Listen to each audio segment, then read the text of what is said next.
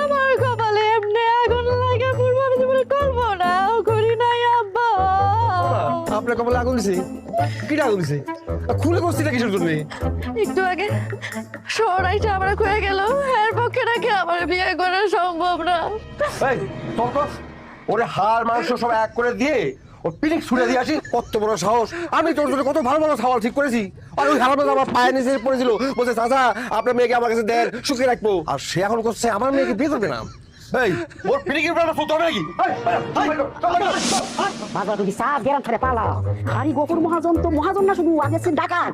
ও তোরে জুস বানায় খাবি, জুস বানায় খাবি। জুস বানাই খাবো মানে? আমি কি ফল নাকি? সবর মজা আমার এই এই কিরে শহর, তুই বলে সোমবারে বিয়া করবি না?